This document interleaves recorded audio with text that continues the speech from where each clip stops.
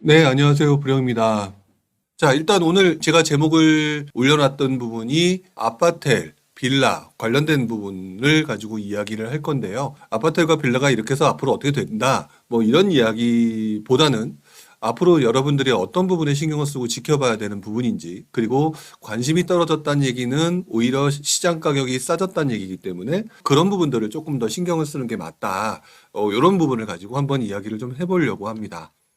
시장 자체를 보실 때 제가 어저께 부지런 카페에서는 매월 두 번에 걸쳐서 독서 모임을 하게 되는데요. 독서 모임 때 여러분들과 이야기를 나누다 보면은 여러분들이 투자라고 하는 부분에 대해서 공부라든지 준비가 안 돼 있는 상태에서 너무 조급하게 뭔가 달성을 하려고 하는 부분들이 상당히 많다라는 생각을 해봅니다. 그런 거를 볼 때마다 제가 조금 안타까운 마음을 느끼게 되는데요. 왜냐면 저 역시도 그랬지만, 지금 제가 이렇게 말씀을 드리지만 여러분들 솔직히 말해서 당연한 거라고 생각이 들어요. 근데 해보니까 밑바탕에 어느 정도의 지식을 깔고 있지 않고서는 투자를 하는데 별로 크게 도움이 되지 않는다는 걸 좀 많이 느꼈었거든요. 여러분들한테 이 부동산 노포 시간에서는 가장 기본적인 부분부터 시작해서 질문을 하시더라도 기본적인 베이스로 바탕에 있는 배경이라든지 또 그때 일어나는 현상이라든지 이런 것들을 가지고 이야기를 하면서 조금 더 여러분들의 기초 지식, 기본 지식을 그다음 배경 지식들을 깔고 이야기를 할 수 있도록 계속해서 이야기를 좀 해보도록 하겠습니다. 자, 먼저 기사를 보면서 이야기를 좀 해보려고 합니다. 자, 일단 지난주 시장 분위기 한번 점검을 해보도록 하죠. 여러분들 보셨겠지만 기준금리 이번에 어떻게 됐나요? 동결됐죠? 자, 그동안 굉장히 우리를 걱정하게 만들었던 기준금리의 인상이라고 하는 부분들이 속도가 거의 멈춰가고 있다. 물론 이제 안 오른다는 얘기를 할 수는 없죠.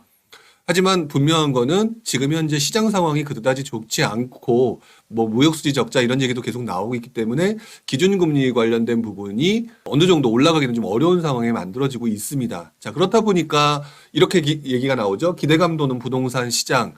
그런데 부동산 시장만 보게 되면 기준금리가 올라가던 것들이 멈췄다? 그러면 그동안 문제가 되던 기준금리 인상 부분이 멈췄으니까 어느 정도 괜찮아지겠구나. 이런 생각을 하시는 경우가 상당히 많으실 거예요. 자, 그런데 시장이라고 하는 부분은 항상 밑바닥에 깔려있는 기초체력이라고 하는 부분을 생각을 해봐야 됩니다. 기대감이 도는 부동산 시장이라고 기대하는 건 좋은데 문제는 아까 말씀드렸던 무역수지 적자라든지 하는 우리나라 그 기본 체력들이 조금 안 좋아지는 현상들이 나타나게 되겠죠. 그렇기 때문에 얼마 전에 저금리 상태에서 약간 많은 사람들이 많이 들어와서 부동산 가격을 올려놨던 그 시장을 견뎌낼 수 있는 체력이었다라고 한다면 요즘 같은 경우는 조금 그렇지 않은 체력이면 틀림이 없어지는 것 같아요. 그렇기 때문에 기대감을 가시고 접근하시는 건 좋은데 막연하게 과거와 같은 기대를 하시는 거는 좀 아닌 것 같다라는 생각을 먼저 제 의견을 말씀을 좀 드리고요. 하지만 그럼에도 불구하고 지금 현재 많은 사람들이 부동산 시장 조금 살아나는 것에 대해서 기대를 가지고 있죠. 자, 올해 서울에서 첫집 내 집 마련하는 사람들 보면 은평, 성북, 영등포 몰렸다. 얼마 전까지 강남 쪽으로 집중되던 어떤 강남 3구 쪽으로 집중되던 움직임이 주변부로 좀 번져나가 있는 모습이 나타나고 있고요. 그다음에 정부가 집값 하락을 우려해서 실수요자들한테 내세웠던 특례보금자리론이 인기를 얻으면서 2030 세대도 다시 한번 귀환을 하고 있다. 얼마 전까지는 2030이 떠난다는 얘기가 나왔었잖아요. 그런 가운데서 6억대부터 9억대까지 아파트가 들썩거리고 있다라는 기사가 나옵니다. 사실 뭐 들썩거리고 있다라는 기사 자체는 조금 오바인 것 같고요. 분명한 거는 투자자들은 움직이지 못하고 있지만 실수요자들이 움직이면서 서울 지역 내 9억 이하의 아파트 그리고 6억 이상이라고 하면은 아무래도 24호평에서 30평대 아파트 위주로 분위기가 살아나고 있다라고 보는 게 맞겠죠. 여기에 3월달 서울 아파트 거래량이 2,000건이 넘었다. 두 달간 2,000건이 넘었다라고 얘기를 한다는 얘기는 얼마 전에는 1,000건은커녕 몇백 건밖에 거래가 되지 않는 상황이었다가 이제 다시 2,000건. 아직까지는 뭐 회복이라고 말할 정도는 아닙니다. 한 3,000건 정도는 넘어서야 되는 게 정상이라고 저는 보고 있는데 아직까지는 그 상태는 아니지만 특별한 거는 정부가 원래 원했던 그런 어떤 분위기, 연착륙이라고 하는 부분들을 생각을 해보게 되면 분명한 거는 지금 현재 우리가 얼마 전까지 되게 많이 걱정을 하셨잖아요. 집값이 떨어질 때는 떨어지는 거에 대해서 걱정을 많이 하시지만 결국에는 이렇게 정부의 연착륙을 유도하는 정책들이 나오면서 시장이 안정화돼가는 모습들을 보여간다. 결국 이 부분에서 또다시 이제 상방으로 치고 올라가느냐 아니면 연착륙이 된 상태에서 계속 이어지느냐 이런 부분에 대해서 앞으로 하반기 굉장히 신경을 써야 될 것 같다. 그리고 여기에는 나와 있지 않지만 여기서 조금 더 신경을 써야 될 부분은 그랬을 때 나타나는 현상들이 집값을 상방으로 만들어내느냐 하방으로 만들어내느냐 했을 때 상방으로 만들어낼 수 있는 굉장히 큰 요인 중에 하나가 전세 가격의 움직임이다 라는 부분들을 여러분들이 꼭 생각하셔야 된다는 거죠. 자, 여기에 지금 마지막 기사를 보게 되면은요. 서울은 온기가 지금 이렇게 돌고 있습니다. 자, 그런데 지방은 냉골이다. 자, 그런데 집값 반등 양극화만 더 심해진다. 이런 얘기가 나오면서 어떤 상황이 만들어지고 있죠?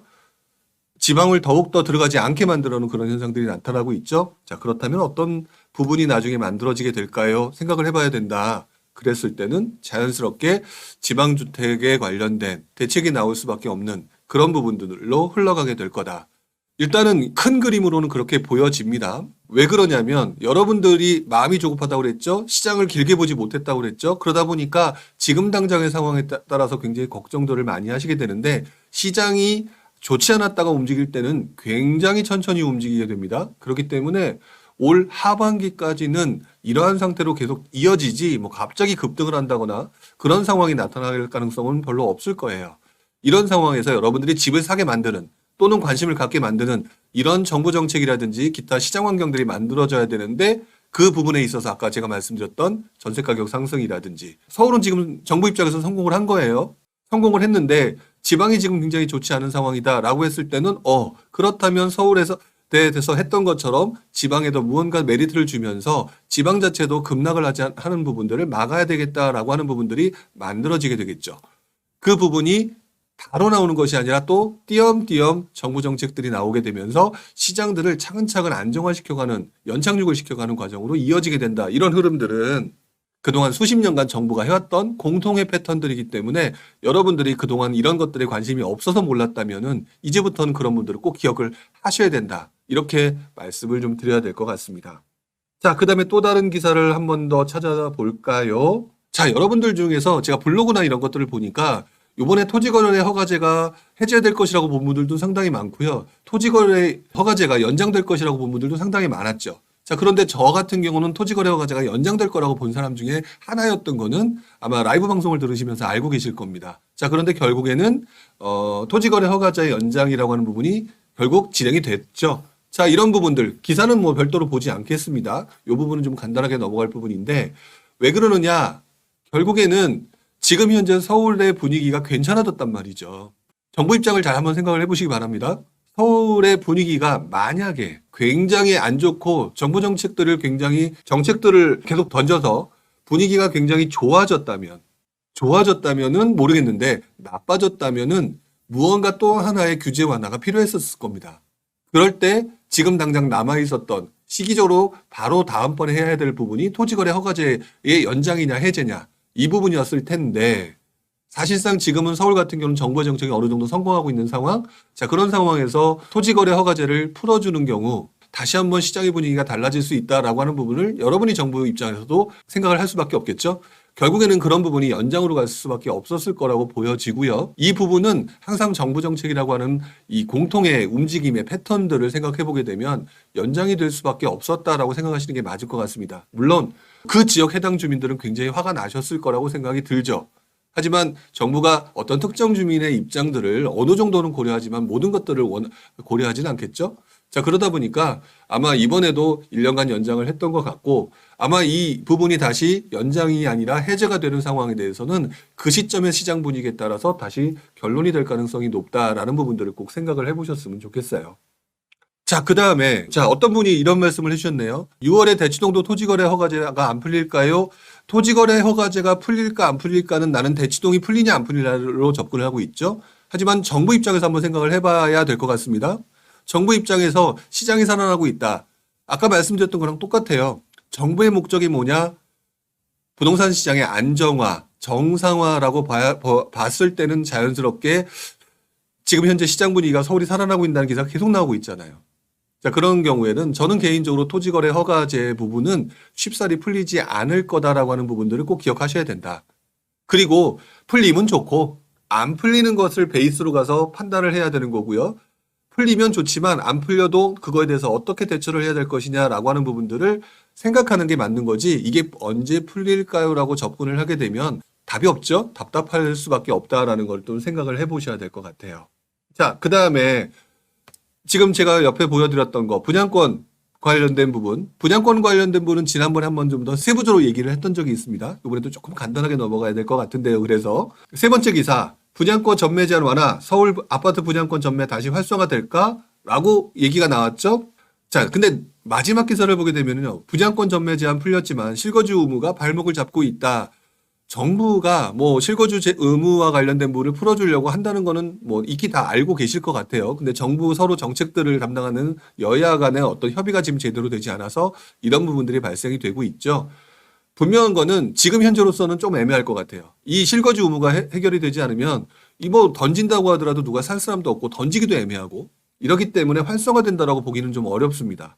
자, 그런데 만약 이 부분이 어느 정도 해결이 된다라고 한다면 분양권 시장은 분명히 움직이게 될 가능성이 높아요. 자, 여기서 제 말을 좀 조심해서 들으셔야 됩니다. 왜 그러냐면 제 말을 분양권 시장이 움직이게 될 겁니다라고 얘기하는 순간 다른 말이 하나도 안 들어오실 거예요. 그럼 분양권 투자해야 돼. 근데 제가 지난번에 언급을 드렸던 거 기억을 하셨을 겁니다. 지난 2009년에도 똑같은 현상들이 나타났었다. 그래서 사람들이 정말 많이 들어갔고요. 서울에 있는 아파트 분양권에 피가 붙었었고요. 뭐 인천 청라라든지 송도라든지 이런 것들 피가 붙었었다라고 분명히 제가 말씀을 드렸습니다. 자, 그런데 어떤 부분을 조심을 해야 되냐라고 생각을 해야 되면은요. 분양권에 들어간 사람들은 투자자였어요. 실거주자가 아니었다는 거죠. 투자자는요. 또 다른 투자자가 내 물건을 받아줘야 그 올라버린 피의 가격들을 받아주면서 그 피를 내 수익으로 만들어낼 수 있죠.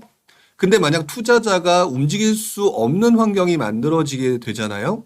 또는 실거주자가 또 이것들을 받아주지 않는 상황이 되잖아요. 되게 큰 문제가 발생합니다. 자, 분양권 시장 같은 경우는요. 나중에 지금 해서 피가 붙었을 수는 있을지 몰라도 그것들이 입주하는 시점에 기축시장의 움직임이 괜찮은 상황이라고 한다면 분양권 시장의 새 아파트니까 가격이 그 높은 피가 어느 정도 인정을 받고 움직임이 될 건데 만약 기축시장이 굉장히 낮게 움직임이 안 좋다. 즉 이 말은 투자가 활성화되지 않고 부동산 시장 분위기가 그다지 여전히 좋지 않은 상황이다라고 얘기하게 되면요. 분양권의 피는 높고 기축 아파트 가격은 떨어져 있는다라고 하면 전반적인 시장의 분위기는 투자자들에 의해서 분양권 가격은 올라가 버렸고 얘는 떨어져 있다라는 거잖아요. 그러면 어디로 수렴하느냐? 아래로 수렴하게 되어 있습니다. 분양권 가격이 투자자들이 들어오지도 않고 왜? 이제 입주가 얼마 안 남았으니까 실거주자가 들어와야 되잖아요. 근데 실거주자가 움직임이 어렵고 투자자들은 이것들을 실거주 안 할 거니까 팔아야 되는 입장이냐. 매도만 늘어나고 매수는 없어지게 되겠죠. 그렇기 때문에 분양권 투자를 하는 데 있어서 제가 뭐라고 그 당시에 말씀을 드렸냐면 단타의 투자의 패턴으로 가야 된다라고 말씀을 드렸던 것 같아요. 제가 원래 단타를 좋아하지는 않지만 시장 분위기 자체로 봤었을 때는 길게 보기에는 시장의 앞으로의 전망들이 나와야 되는데 되게 불확실하잖아요. 그렇기 때문에 분양권 가격이 오른다고 해서 허겁지겁 뭐 뒤쫓는 투자가 아니라 앞으로 기축시장이라든지 부동산 시장의 분위기가 어떻게 되는지 부분을 굉장히 신경 써야 된다. 실제로 2009년 이후에 2010년도에 아까 지금 말씀드렸던 서울의 아파트 가격, 그 분양권 가격, 그다음에 청라 뭐 이런 인천 청라 이런 것들의 분양권이 굉장히 높아졌다가 이 시점에 바로 똑같은 상황에서 떨어져 버렸습니다. 그래서 마피까지 발생되는 입지가 나쁜 곳 같은 경우는 마피가 발생되는 그런 부분들이 발생을 했었죠. 자, 그러니까 어줍지 않게 분양권 투자를 하겠다라고 마음 먹고 어줍지 않게 시장 분위기가 돌아가는 걸 모르면서 누군가가 분양권 투자를 하는 게 좋겠다라고 얘기한다고 들어가는 게 중요한 게 아니다. 일단 먼저 지금 현재 상대적으로 가격이 주변에 비해서 괜찮은 수준의 입지가 괜찮은 분양권 투자를 해야 되는 게 맞는 것 같고 그렇지 않은 경우에는 단타라고 하는 개념, 왜 앞으로 시장 분위기가 어떻게 될지 모르기 때문에 일단 단기적인 접근 방법으로 가되 시장 분위기의 변화에 따라서 이것들을 길게 가져갈 수 있느냐 없느냐를 그때 가서 변경을 해야 되는 그런 부분들을 여러분들이 선택을 해야 된다. 자, 뿌요님께서 광명 뉴타운 분양권을 어떻게 보시나요? 라고 얘기를 하셨는데 시장의 흐름에서는 지역하고는 상관이 없습니다. 지금 제가 말씀드린 거는 모든 지역에 대해서 입지가 좋은 지역들의 투자 방법을 이렇게 해야 된다라고 말씀을 드리고 있죠. 그거는 결국에는 분양권이라고 하는 부분에 대한 리스크 부분을 설명을 드린 거기 때문에 그게 광명이든 부천이든 아니면 과천이든 뭐 서울 지역이든 상관이 없이 다 같은 패턴으로 들어가는 것들이 맞다. 그리고 대다수의 사람들이 좋아하는 곳이라면 역시 좋은 입지라는 거니까 그거는 별 큰 문제가 안 된다. 그런데 만약에 그런 부분이 아니라고 한다면 기축아파트 가격이 어느 정도 받쳐주지 않는 상황이 된다라고 한다면 그게 광명이 됐든 강남이 됐든 상관이 없이 떨어질 수밖에 없는 거다라는 것들을 기억하셔야 됩니다. 즉 광명 뉴타운의 분양권 가격이 앞으로 어떻게 될까 그건 몰라요. 저도 1, 2년 후에 상황을 알 수 있는 방법은 없으니까 왜? 그때 시장 상황을 지금 알 수가 없으니까요. 중요한 거는 분양권 투자를 하는데 이런 패턴으로 가야 된다라고 하는 것들을 좀 기억을 해주시고 그랬을 때 입지가 좋은 곳이라면 그래도 어느 정도의 하방 경직성은 있겠죠. 그런 부분들로 접근하시는 게 좋다라는 부분을 다시 한번 오늘 반복해서 설명을 좀 드렸습니다. 자, 그 다음에 이제 오피스텔과 관련된 부분을 얘기를 좀 해야 될 것 같은데 좀 전에 분양권 얘기를 했습니다. 분양권 얘기를 했을 때 뭐라고 얘기를 했냐면 분양권 시장이 살아나기는 할 거다라고 얘기를 했죠. 자, 그렇다면 지금 현재 오피스텔 대출 규제 완화를 한다는 얘기가 나왔죠. DSR 규제 완화한다는 얘기가 나왔습니다. 근데 아직까지는 아까 어떤 분이 맨 위쪽에서 주택수도 제외한다고 했다고 하시는데 저는 아직 주택수 제외됐다는 얘기는 못 들었어요. 주택수가 제외되든 안 되든 자, 근데 잘 생각해 보십시오. 여러분 입장에서 투자하려고 지금 그것들을 바라고 있는 상황이지 않습니까? 근데 정부 입장에서 어떻게 생각하셔야 될까요? 정부 입장에서 뭔가가 풍선효과가 나타나서 움직이게 되면 바로 또다시 규제가 들어갈 수밖에 없다라고 하는 그 기본 패턴이 존재한다라는 부분들을 생각을 해야 된다. 자, 그렇다면 오피스텔 대출 규제 완화라고 하는 부분도 제가 볼 때는 특정 지역에 있는 오피스텔 그것들이 가격이 현저하게 싸서 효율적인 투자처가 될 수 있을 만한 곳 또는 월세 가격이 굉장히 많이 올라간 곳들 이런 곳들은 DSR 규제 완화에 따라서 분명히 사람들이 수요가 들어갈 것이다 라는 부분들은 변함이 없습니다.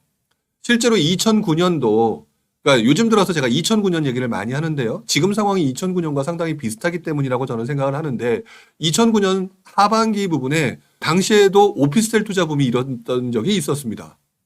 그때와 지금을 비교하게 되면 조금 다른 부분이 뭐냐면은요. 지금은 오피스텔이 규제가 되어 있다가 DSR 그 부분을 DSR 규제의 부분이 여전히 존재하지만 조금 완화해 준다는 개념이죠. 아파트처럼.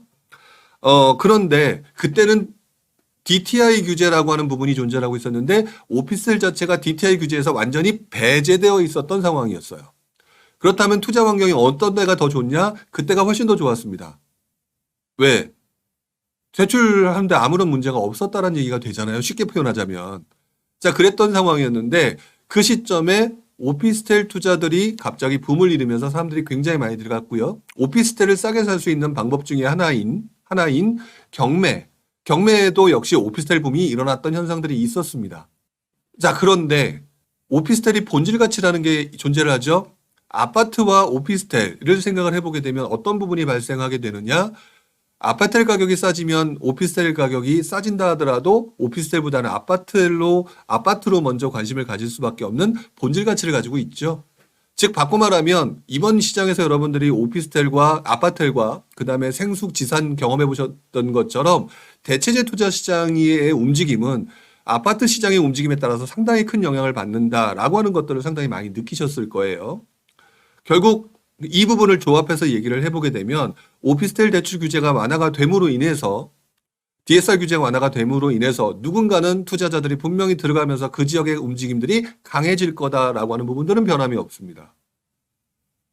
분양권 투자 말씀을 드렸던 것처럼 그리고 여러분들도 DSR 규제가 완화가 되어 있고 여기서 주택수 제외가 된다고 하면 더더구나 관심도가 높아질 수밖에 없겠죠. 그렇죠? 자, 그랬을 때 어떤 부분이 발생되느냐? 여러분들 대체재 시장으로 몰려가게 되면서 근데 문제는 실수요자들은 오피스텔의 실수요자들 같은 경우는 아파트 같은 경우 이제 중형 이상의 아파트 같은 경우는 매입을 하겠지만 중소형 같은 경우는 좀 다른 경우입니다. 그렇기 때문에 저 개인적으로 생각할 때는 대체재 시장이기 때문에 역시 이것들을 중장기 투자로 접근하면 안 된다라고 말씀을 드려야 될 것 같고요.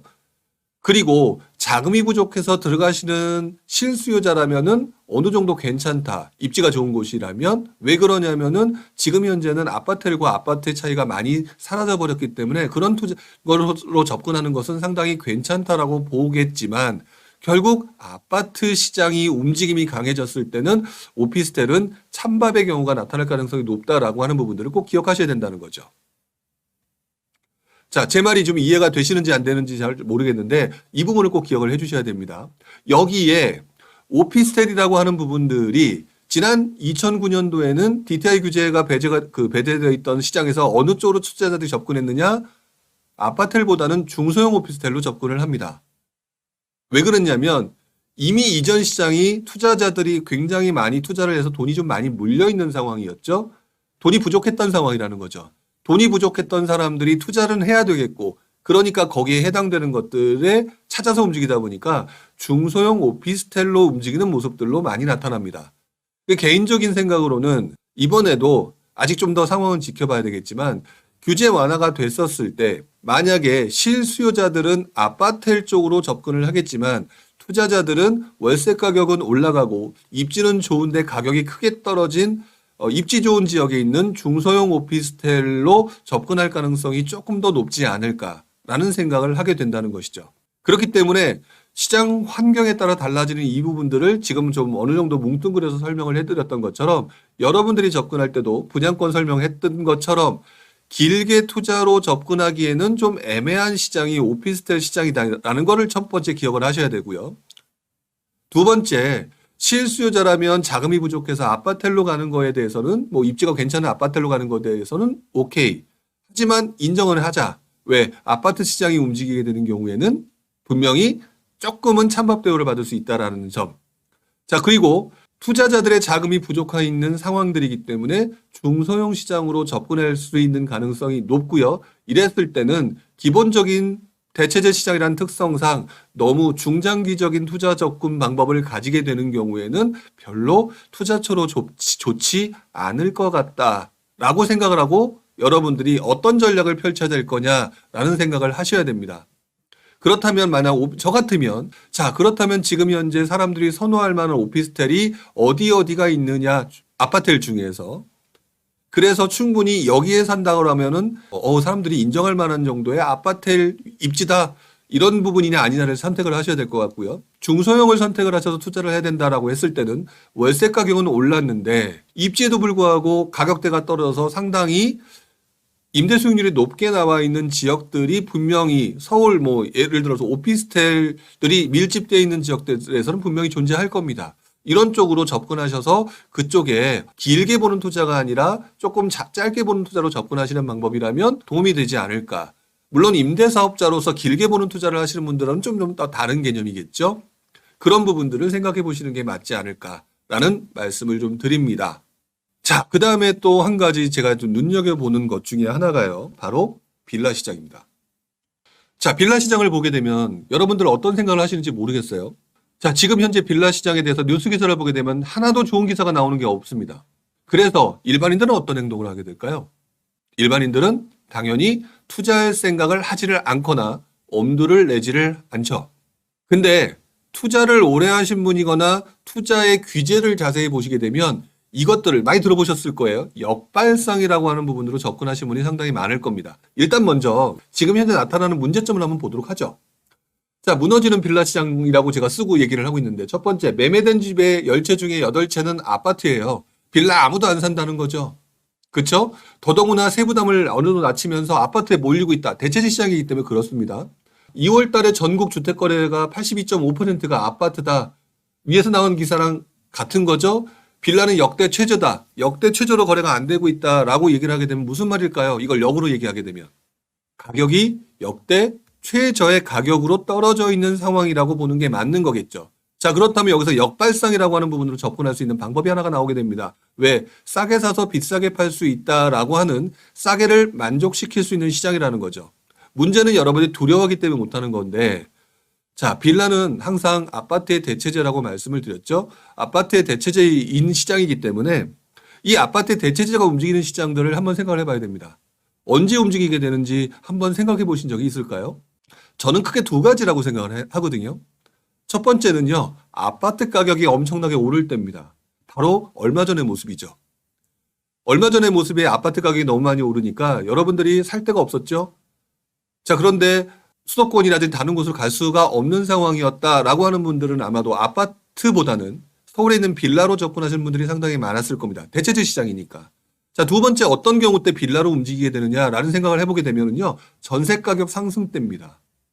전세 가격 상승 때 빌라로 움직이게 되는 경우가 상당히 많은데요. 차라리 이렇게 전세 가격이 올라가게 된다면 아파트 시장은 어느 정도 올라 있는 상황에서 빌라라도 사서 집안을 안정적인 거주를 하겠다라고 하는 경우에 빌라가 움직이는 경우가 상당히 많죠. 즉 빌라를 사게 되는 경우는 역발상으로 가장 쌀 때 사서요. 아파트 가격이 워낙 올라서 사람들이 빌라로 갈 수밖에 없는 환경이 만들어졌을 때나 또는 두 번째 전세 가격이 엄청나게 올라서 어쩔 수 없이 아파트는 못 사고 빌라라도 사야 되겠다는 상황이 만들어질 때가 빌라 투자로 굉장히 성공하는 경우가 많습니다. 물론 여기서 말하는 빌라는 재개발 빌라를 얘기하는 게 아니죠. 물론 여기서 금상첨화처럼 재개발까지 들어간다면 훨씬 더 도움이 될 것이고요. 자, 그런데 지금 현재 전세 사기라고 하는 그동안 듣도 보도 못했던 그런 부분들이 발생하면서 빌라왕 이런 것들이 얘기가 발생하면서 어떤 부분이 발생했느냐? 빌라는 더더욱 회피할 수밖에 없는 상황이 만들어졌습니다. 자, 그러다 보니까 맨 밑에 어떤 얘기가 나오느냐? 빌라 시장도 국내에서 있는 부동산 시장 중에 하나이고 서민들이 들어가고 있는 주택 시장 중에 하나인데 이 시장이 완전 무너지는 모습을 보이고 있으니 또 이런 얘기가 나오죠. DSR 적용을 배제하고 소형 또는 주택수를 제외해야 된다. 오피스텔에서 나온 부분들이 굉장히 나오고 있다. 그 똑같은 얘기가 나오고 있다. 그렇죠? 그렇다면 여러분들이 이제부터 집중하셔야 될 부분이 뭐냐라고 한다면 예를 들어서 전세 기피 현상들이 되게 큰 거는요. 시간이 지나가게 되면 여러분들 인간은 망각의 동물이라고 하죠. 지금 현재 상황은 빌라왕 같은 문제들이 발생되니까 못 들어가는 건데 빌라왕들의 그런 물건들을 회피하는 방법들은 인터넷에도 상당히 많이 나와 있습니다. 이제는. 그렇죠? 그렇기 때문에 그런 물건들을 찾아서 움직이는 시장이 되는 것도 괜찮다라고 저는 봅니다. 시장이 이렇다라고 얘기해서 회피하는 거는 일반인들의 모습. 그렇지 않고 오히려 반대로 역발상으로 이런 문제점이 존재하지만 그런 문제점을 넘어설 수 있는 대상이 뭐가 있을까, 있지 않을까라고 보는 것도 일종의 역발상 투자라고 봐야 되겠죠.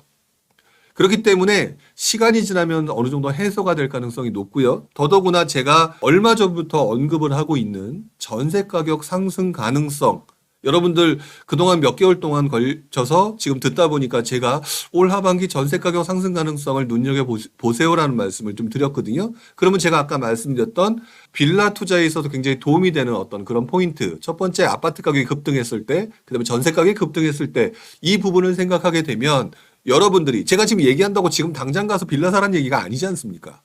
어떤 곳이든지 시뮬레이션을 돌려보고 이런 것들이 맞춰지는 상황이 만들어졌을 때는 그때 타이밍을 잡고 들어가는 게 맞는 거기 때문에 여러분들 지금 시장에서 신문 기사에서 빌라 시장 완전히 무너졌습니다. 뭐 했습니다. 라고 얘기했을 때 관심을 배제하라는 얘기가 아니라 이랬을 때 오히려 역발상 투자가 존재할 수 있다라는 것들을 전제를 하나를 기억하시고요.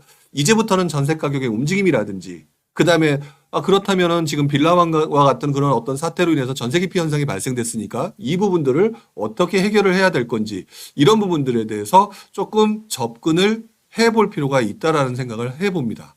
왜 그러냐면 결국에는 2009년 얘기를 제가 좀 전에 했었죠. 2009년 이후 2010년, 2011년 이렇게 지나가면서 전세 가격이 폭등장이 나왔던 적이 있었거든요.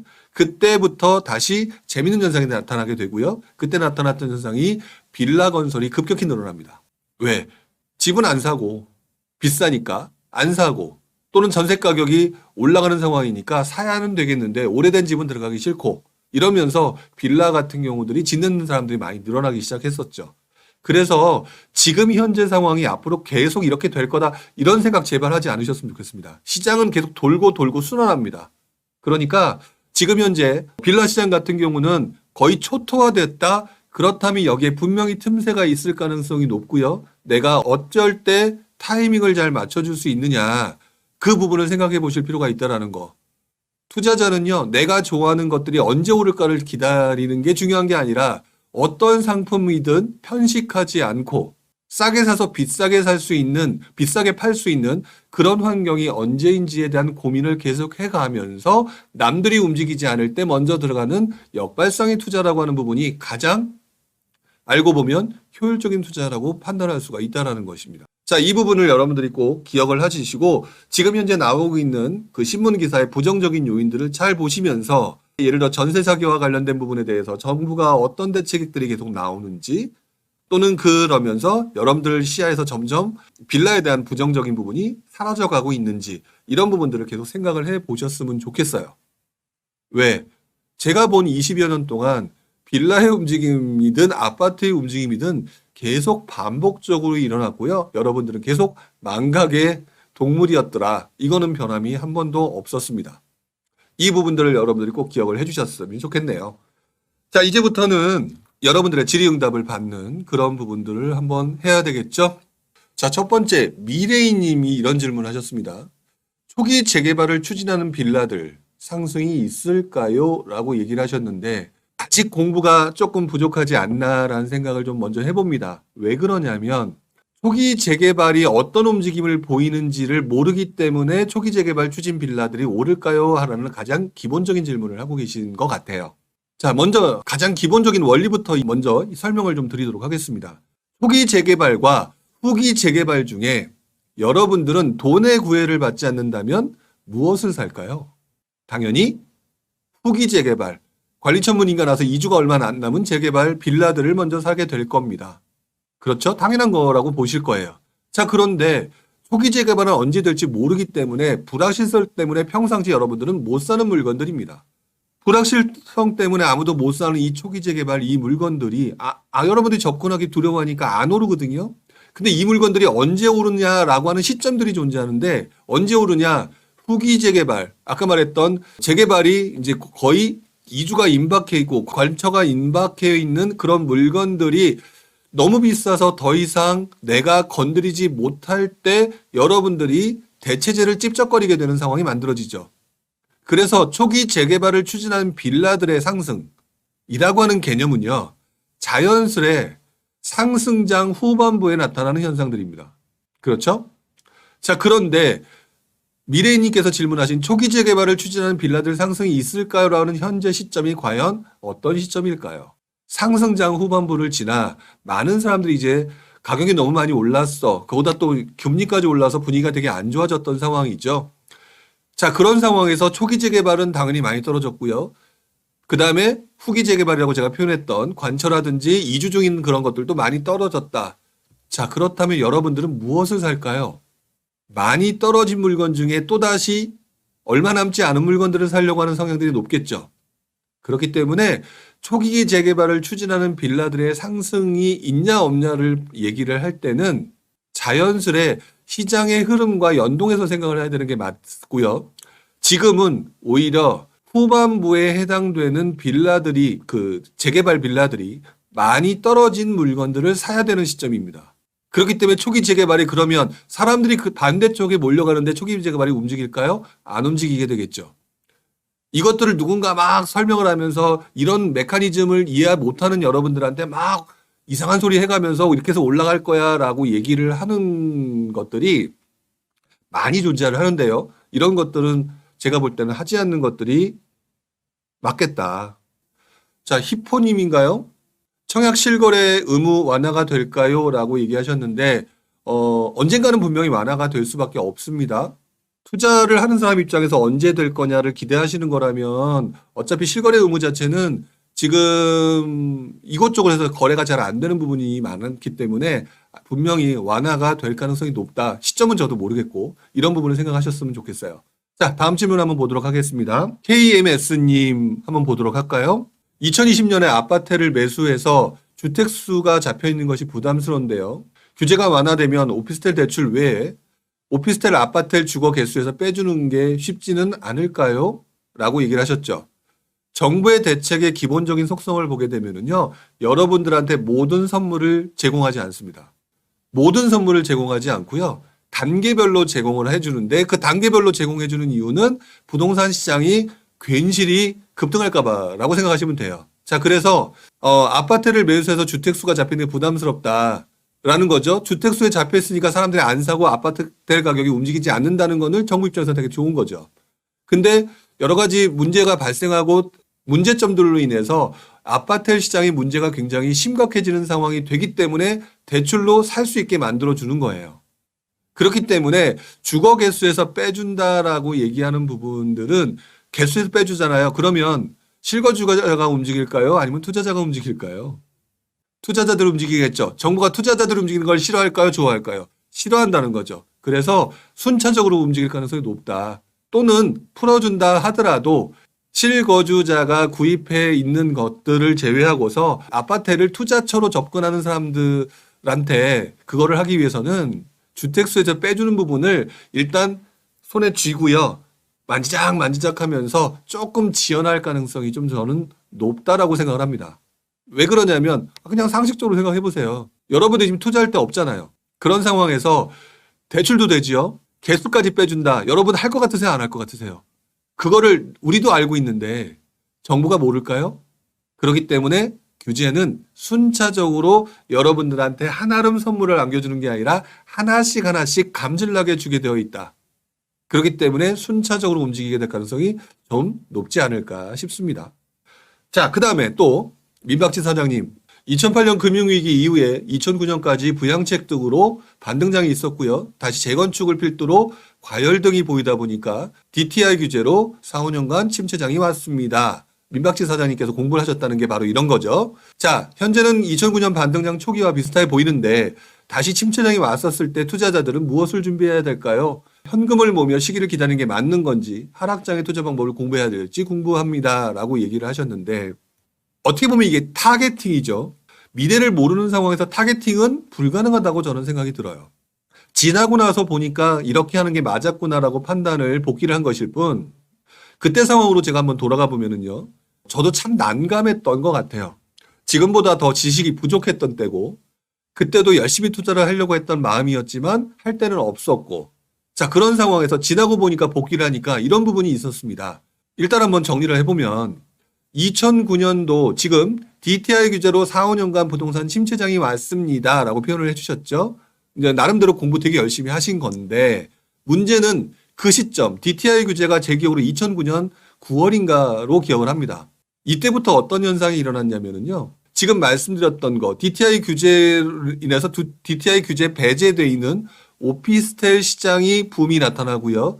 오피스텔을 더 싸게 받을 수 있는 경매 시장이 붐이 일어났다라는 표현을 약간 아까 초반부에 했었습니다. 이 얘기는 그 시점에 맞는 투자 방법을 찾아서 움직였다는 얘기가 되겠죠. 그런데 이 시점에 또 다른 상승장을 찾아서 움직인 사람들이 존재를 했었어요. 왜? 2009년 이전까지는 굉장히 침체장이어서 공급이 부족해 있는 상황에서 서울과 수도권 같은 경우는 DTI 규제가 나왔거든요. 오히려 지방장 같은 경우는 풀어줬다는 거죠. 풀어줌으로 인해서 그때부터 2009년 9월인가 10월부터 지방장과 서울 수도권장의 상승세가 거꾸로 크로스가 됩니다. 즉, 또 다른 상승세를 찾아서 움직였다라는 것. 그렇다면 꼭 하락장의 방법을 공부해야 할지라고 하는 게 아니라 지금은 그건 타겟팅 하겠다는 거잖아요. 타겟팅 하겠다는 건데 시장이 어떻게 움직일지는 그때 상황과 지금 상황이 항상 똑같지 않기 때문에 달라요. 두 가지라고 보시면 됩니다. 지금 제가 정리해서 표현했던 거. 첫 번째, 또 다른 공급 부족해서 상승할 수밖에 없는 이전에 굉장히 침체돼서 올라갈 수밖에 없는 환경이 만들어진 곳들이 어디냐를 찾는 프로세스가 하나가 있을 거고요. 그 다음에 지금 계속 나오고 있는 규제 완화 또는 또 어떤 것들은 규제가 있겠죠. 그런 것들로 인해서 풍선 효과가 나타날 수밖에 없는 곳 이런 곳들로 움직여야 된다라는 두 가지 포인트가 나오죠. 하락장의 투자 방법은요. 평상시에 두시는 게 좋아요. 예를 들어서 하락장의 투자 방법 대표적인 게 이제 경매 같은 경우라고 표현을 해야 될 것 같은데 이런 것들은 평상시에 꾸준히 틈틈이 공부를 해 두셔야 되는 게 맞는 것 같고요. 그리고 아마 이런 상황이 비슷하게 돌아간다고 하더라도 특정 지역의 상승세가 나타나면서 그 지역 투자로 갈 수 있는 방법이거나 또는 풍선 효과가 나타나서 움직임이 나타나는 아까 제가 분양권, 오피스텔, 빌라 이런 것들에서 분명히 나타날 가능성이 있다는 표현을 썼습니다. 이런 것들로 가셔도 좋고 결국에는 선택의 범위는 다양하다라는 걸 말씀을 드리는 게 맞을 것 같아요. 그런데 내가 준비가 안 돼 있는 거라면 몰라서 못하는 거게 되겠죠. 그래서 지금 현재는 이렇게 질문하신 거 아까 봤는데 현금을 모으면서 시기를 기다리는 게 맞는지 내가 그것을 상승장이 일어날 것을 모른다면 현금을 모으시는 건 맞아요. 그런데 현금을 모은다고 해서 확실하게 투자처가 이렇게 하게 되면 수익을 날 수 있다. 월세 수익이 이렇게 높다. 뭐 이런 하락장의 투자 방법이 분명히 누군가 막 그때 막 여러 번 얘기하실 거고 또 여러분들도 솔깃할 거리기 때문에 돈을 모은다고 하지 말라는 게 아니라 돈을 모으는 과정과 그다음에 한두 개 정도 하락장의 투자 방법인 뭐 오피스텔 아까 투자라든지 기타 경매라든지 이런 것들 한두 개 정도 하시는 투자 방법은 계속해서 이어져 나가야 되는 거지 정답 찾아서 이때는 안 하고 저 때는 하고 이렇게 하시는 건 절대 아니다. 자, 그 부분을 생각을 해주셨으면 좋겠습니다. 혜집님, 저는 모아놓은 돈이 없어서 천안 쪽 원룸 오피스텔 두세 개 낙찰받아서 월세 모아서 서울로 올라가려고 장기 계획을 세우고 있어요. 최종 목적지는 양천구에서 영등포구 가격이 세다면 화곡 쪽으로도 서울 서쪽 부분 생각 중이에요. 라고 얘기를 하셨는데 그렇게 하면 안 됩니다. 조금 세게 얘기를 드리자면 지금 본인이 천안 쪽 원룸이라고 이미 정해놨어요. 양천구 영등포라고 정해놨어요. 가격이 너무 세다면 화곡 쪽으로 가겠다고. 화곡 하면 보나마나 까치산 쪽일 것 같아요. 그쪽으로 정해놨어요. 왜 그렇게 먼저 정해놓죠? 뒤지다 보면 더 싸고 더 괜찮은 곳들이 많아 보일 수도 있을 텐데요. 예를 들어서 모아놓은 돈이 없어서 천안 쪽 원룸 오피스텔을 얘기하셨는데 물론 천안의 오피스텔이라고 하는 부분이 나쁘다는 얘기가 아닙니다. 하지만 시장을 넓게 보기 위해선 다양한 지역들을 찾아보면서 확인을 해보는 절차가 필요한 것이지 내가 보기 불편하니까 뭐하니까 뭐다 라고 얘기하시는 건 저는 아니라고 생각을 합니다. 예를 들어서 천안 쪽이라고 한다면 거기 살고 계셔서 그런 건지 모르겠는데 살고 계신 곳이라면 오케이. 근데 그렇지 않다면은 내 주변이든 어떤 곳이든지 간에 싸게 사서 수익을 낼 수 있을 만한 곳들을 항상 넓게 보시는 게 맞는 거지 특정 지역이 분위기 사이클이 거기에 안 좋은 사이클을 만나게 되잖아요. 거기만 보고 있으면 내 시야를 넓힐 수가 없습니다. 그리고 최종 목적지는 양천구 영등포구라고 얘기했는데요. 왜 최종 목적지를 벌써 정하죠? 그리고 그 지역은 오히려 만약에 그 사이에 양천구가 많이 올랐다면 비싼 돈 주고 사는 거거든요. 그러면 만약 그랬는데 그 옆에 있는 구로구가 상대적으로 싸다라고 하면 구로구 갔다가 양천구 나중에 떨어져서 들어가면 되는 거예요. 이것들을 최종 목적지를 두시는 거는 괜찮은데 지역과 그거를 한계를 스스로 정해놓으시게 되면 본인의 시야를 넓히는 데는 상당히 안 좋습니다. 거기만 보겠다는 얘기거든요. 내가 계획을 세우기에는 내가 시야가 좁다는 것을 인정하셨으면 좋겠다. 그래서 천안, 아산, 뭐 기타 뭐 여러 곳데가 있겠죠. 다 발품도 팔고 열심히 해야 되겠죠. 그런데 본인 스스로가 벌써 지역을 딱 정해놓는다. 제가 볼 땐 시야 좁히는 가장 특히 초보자들이 시야를 좁혀버리는 굉장히 나쁜 습관 중에 하나일 수가 있다. 이 부분 한번 생각을 해보시고요. 자금 사정에 맞춰서 다양한 방법으로 투자처를 넓히는 것들 대상 보고 제가 여러분들 얘기를 할 때 다양한 투자 방법에 대해서 얘기하지 않나요? 갭 투자, 분양권 투자, 오피스텔 투자, 경매 정말 다양한 얘기를 하죠. 제가 왜 이런 얘기를 하게 됐냐면 어떤 분들은 그렇게 얘기합니다. 경매 얘기만 하고요. 아파트 얘기만 하고요. 어떤 얘기를 하는데 제가 이렇게 얘기하는 이유는 저는 제가 스스로 팔색조가 되는 것이 부동산 투자에 도움이 된다고 느꼈기 때문이에요. 그리고 그 시장마다 움직이는 상품이 달랐기 때문에 제가 수익을 극대화하기 위해서는 내가 팔색조처럼 움직여야 된다는 것을 느꼈기 때문에 지금 제가 이 부분을 말씀을 드리는 거니까 지역과 대상물을 한정시켜 놓지 말고 그 상품에 대해서 오랜 기간 동안 꾸준히 공부하셨으면 좋겠다. 그 부분을 말씀을 드리고 싶습니다. 자, 꼭 기억해 주셨으면 좋겠어요. 제시카 쾅님인가요? 질문을 읽지 않고 딱 이 부분만 얘기를 하겠습니다. 전세가율 몇 %가 됐을 때 가장 들어가는 게 좋을까요? 이 질문도 잘못된 질문입니다. 이게 수능 문제 풀던 사람들이 갖는 가장 큰 단점 중에 하나죠. 제시카님한테 괜히 조금 안 좋은 소리를 하고자 하는 것이 아니라 모든 사람이 대부분 이렇습니다만 아까 제가 말씀드렸죠. 바로 위에서 혜진님께서 말씀하셨던 내용에 대해서 반박 논리로 조금 다른 얘기를 했었죠. 시야를 넓혀라. 자, 전세가율이 몇 %가 됐을 때 들어가는 게 좋을까? 이거는 지금 물리 공부하는 겁니다. 수학적으로 해결이 딱딱딱딱 만들어졌을 때는 물리 공부할 때 하는 거지 부동산은 인문학이거든요. 인문학은요. 사람을 봐야 돼요. 이 말은 뭐냐? 전세 가격이 올라가서 사람들이 굉장히 화가 났습니다. 화가 났는데 여러 가지 상황 때문에 집값이 올라가는 분위기를 보여요. 자, 그러면 그 시점에 전세가율이 50%인지 70%인지 중요하지 않아요. 아파트 가격이 올라가는 느낌이 오게 되면요. 전세가율이 50%라도 아우 안 되겠다 들어가야 되겠네 라면서 심리가 바뀌면서 매매 가격이 올라가게 됩니다.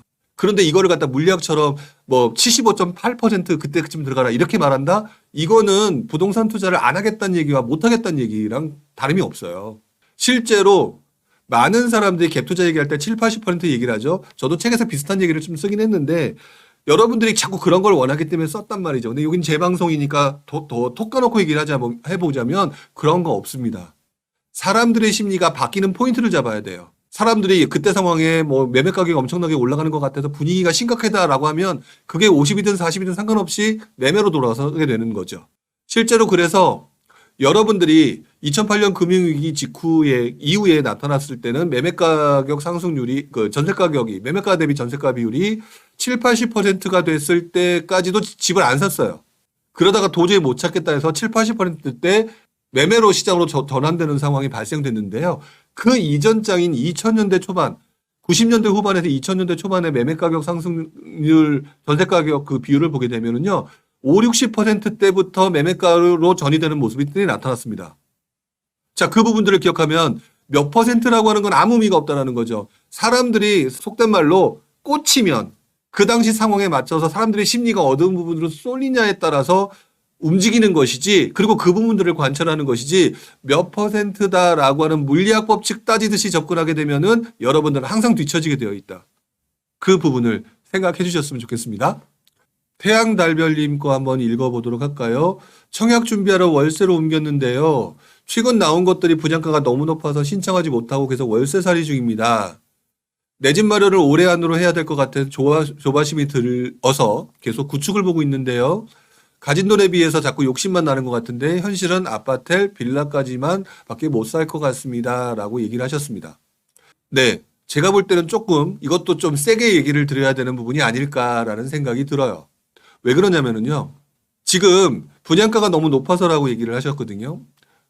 제가 볼 때는 본인이 내가 가고 싶어하는 레벨의 선택지를 이미 결정해 두고 계신 것 같아요. 왜 그러냐면 분양가가 너무 높아서라고 했는데요. 예를 들어 극단적인 경우는 얘기인데 인천 같은 경우는 5억대 미만으로 살 수 있는 게 상당히 많습니다. 서울 같은 경우는 지금도 분양가 9억 이상 나오죠. 9억 전후가 나오죠. 자, 그렇다면 저라면 인천에 들어가겠습니다. 앞으로 인천에 오른다는 얘기를 하고자 하는 얘기가 아니라 가격대에서 내가 충분한 메리트를 가지고 있으면서도요. 상대적으로 주변과 비교해서 물량이라든지 기타 등등 여러 가지 상황으로 올라갈 수 있는 지역, 대상, 물량, 입주 물량 등등을 통해서 판단한다는 것이죠. 근데 투자자들 중에 상당히 또는 실거주자들 중에서 상당히 잘못하는 것 중에 하나가 뭐냐면은요. 본인이 들어가야 될 레벨을 먼저 정했는데 그 레벨이 항상 보면 내가 가진 돈보다 높아요. 그러면 낮춰야 되거든요. 낮추다 보니까 서울에 있는 빌라나 아파트 쪽으로 선택을 하게 되는데 저는 개인적으로 수도권에 있는 아파트가 괜찮다면 잠시 몸이 힘들어도 좋다라는 생각을 갖고 있습니다. 왜 그러냐면은 어차피 부동산 그 투자는 그리고 투자라는 것은 싸게 사서 비싸게 파는 것이기 때문에 상대적으로 주변 시세 대비해서 싸다라고 판단이 됐을 때는 치고 올라가는 부분이 있다는 거죠. 그래서 인천에 투자를 했음에도 이천에 투자를 했음에도 불구하고 또는 오산에 투자를 했음에도 불구하고 그 타이밍에 따라서 서울에 투자를 했는데 이미 오른 다음이라서 안 오른 누구보다는 훨씬 더 수익을 극대화할 수 있는 방법이 만들어지게 되어 있어요. 그리고 최종 목적지를 내가 가고 싶은 곳들을 차근차근 올라가시는 게 맞죠. 저는 개인적으로 그렇게 말씀을 드리고 싶어요. 제가 그렇게 했거든요. 그래서 저는 동네보다 더 중요한 부분은 그래서 싸게 살 수 있는 곳, 싸게 살 수 있는 방법이 무엇일까에 더 포커스를 맞췄습니다.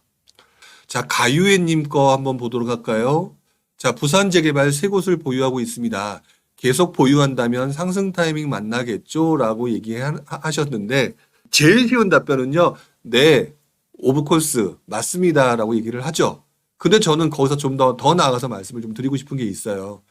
그러다가 하필이면 산 타이밍이 침체장이라고 한다면 굉장히 오랜 시간 동안 상승 타이밍이 안 나와서 애를 먹을 수가 있다라는 것들은 기억을 하셔야 돼요. 그래서 계속 보유한다라고 하는 것들을 조금 유연하게 가주셨으면 좋겠다는 생각이 듭니다. 예를 들어서 언젠가는 오를 거야 라고 얘기하는 부분, 그리고 재개발이라고 얘기를 하셨잖아요. 자, 그런데 여기에는 아까 언급이 됐던 초기 재개발, 후기 재개발, 기타 뭐 다른 다양한 사례들이 발생하고 있잖아요. 그런데 계속 보유한다라고 얘기를 하기보다는 계속 공부를 하시면서 내 물건을 업그레이드 하시는 것들이 조금 더 좋을 것 같아요. 시장이 좋지 않다면 어차피 가격의 움직임이 좀 떨어진다면 그렇다면은 내 물건 중에 조금 그렇지 않은 물건들을 예를 들어 매도 처리해버리고 몸을 가볍게 했다가 타이밍을 보면서 또 다른 물건들이 가격이 굉장히 안 좋은 상황이 만들어졌을 때 그걸 구입하신다든지 이런 것들을 계속 반복해 주셔야 본인들의 실력들도 늡니다. 그렇기 때문에 상급지로 갈아타기와 물건들 매도와 매수라고 하는 어떤 그것들은 계속해서 반복적으로 연습하시는 게 좋고요. 물론 이제 취득세부터 양도세 이런 것들이 발생되니까 그런 것들도 고려를 하셔야 되겠지만 중요한 거는 그냥 하나 샀다고 그거 되게 이쁘게 생각하고 내 물건이니까 이쁘다고 생각하고 무조건 가져가기에는 내 물건을 좀 냉정하게 바라보실 필요가 있다. 그런 부분들을 꼭 기억해 주셨으면 좋겠어요. 해피원이님. 자, 아산시 모종동에 현재 거주 중입니다. 아산 탕정지구 쪽이 더 상급지로 생각되어 갈아타게 하려고 다녀보니까요. 제가 사는 곳은 엄청 하락했는데 탕정 쪽은 상승이 커서 대출 부담이 되어 포기했습니다. 계속 네이버 등을 살펴보기는 하는데 상급지로 갈아타는 시기와 방법을 조언해 주실 수 있는지요? 라고 얘기를 하셨습니다. 사실 알고 보면 간단해요. 다만 한 가지를 좀 조심하셔야 됩니다. 조급하지 않으셔야 됩니다. 빨리 벌어야 되겠다. 빨리 움직여야 되겠다. 이 생각을 좀 버리셨으면 좋겠는 게 이게 상승장 초반부터 후반부까지 올라가는 그런 어떤 밀고 올라가는 타이밍이 아니거든요. 그때는 조급하게 조금 빨리 움직이는 게 좀 나을 수는 있어요. 근데 지금은 그럴 필요가 없는 게 자 보세요. 탕정지구 쪽이 상급지라고 생각돼서 갈아타려고 해서 움직이셨잖아요. 그랬더니 탕정 쪽은 상승이 컸어요. 왜? 나보다 빠른 녀석들이 먼저 들어왔다는 얘기입니다. 즉 바꿔 말하면 나는 느렸다는 얘기예요. 그리고 내 쪽에 있는 부분들은 굉장히 떨어졌다라고 얘기를 하셨죠. 뭐냐? 상급지와 하급지를 비교를 해봤을 때 상급지가 먼저 움직이고 난 다음에 하급지가 나중에 움직였는데 또 한편으로는 또 뒤늦게 움직였던 곳이 시장이 안 좋아지니까 상급지만 살아남고 하급지에 해당되는 것들이 많이 떨어졌다는 거죠. 아산은 많은 사람들이 많이 들어온, 투자자들이 많이 들어온 것이니까 그런 것들이 발생됐다는 것이죠. 그러면 본인이 언제 들어가야 되는 게 제일 좋은 타이밍인 줄 아세요? 시장이 최악일 때가 좋습니다. 왜냐하면 시장이 최악이라는 얘기는요. 지금 말씀드렸던 본인이 거주하시는 곳이 무조건 후졌다는 게 아니라 하급지 같은 경우는요. 그 사이에 많이 떨어졌기 때문에 더 이상 떨어지지 않아요. 근데 상급지에 들어가려고 했던 사람들이 그 시점쯤 되면 그 지역도 상급지나 하급지나 다 같이 많이 떨어집니다. 그렇게 되면 가격이 붙는 경우가 많이 생겨요. 지금은 조금 복잡한 시기라서 오르락내리락 하는 과정에서 이미 사람들이 여전히 지금 투자자를 찾거나 실거주지를 옮기려는 상황이잖아요. 제가 볼 때는 더 좋은 곳으로 가는 게 아니라 아산 내에서 움직이시려고 한다면 탕정지구가 떨어지는 타이밍에는 탕정지구마저 떨어지잖아요. 그렇다면 아무도 부동산 투자에 관심을 안 갖고 있을 때일 겁니다. 그때 탕정으로 입주하시는 게 맞아요. 또는 더 싸게 사고 싶으면 경매를 공부하시는 거죠. 이 방법을 아산이 아니라 다른 곳에서도 동일하게 적용을 시키시기 바랍니다. 왜? 나는 앞으로 해야 될 기회가 많이 남았거든요. 근데 지금 같은 경우는 시장이 다시 살면서 상급지가 먼저 움직이는 상황이었잖아요. 내 거 싼 가격에 팔잖아요. 내 거 싸게 팔았던 그 가격이 뒤늦게 상급지가 움직여서 내게 다시 팔고 나니까 움직일 수 있는 상황이 만들어질 거예요. 그러니까 지금은 움직이기 조금 애매하다. 그래서 항상 상급지는요. 상급지가 떨어질 때 들어가야 되는 거예요. 그 부분을 꼭 기억해 주셨으면 좋겠고요. 시기는요. 정해져 있지 않다. 아까 제가 전세가율 관련된 거 얘기했죠. 몇 %라는 거 정해져 있지 않다. 시기는 정해져 있는 게 아니라 그 지역에 있는 A급지가 떨어진다는 얘기는 사람들의 관심도가 떨어졌기 때문에 바로 그때가 상급지로 가기 상당히 좋은 때다. 이 부분은 평생에 걸쳐서 잊을 만한 내용이 아니에요. 꼭 기억해 주셨으면 좋겠습니다. 자, 이렇게 해서 오늘도 여러분들과 함께 그 긴 시간 이야기를 나눴는데요. 다음 주에도 여러분들과 함께 이야기를 나눠 보려고 해요. 자, 수고하셨고 다음 주에 뵙도록 하겠습니다. 자, 고맙습니다.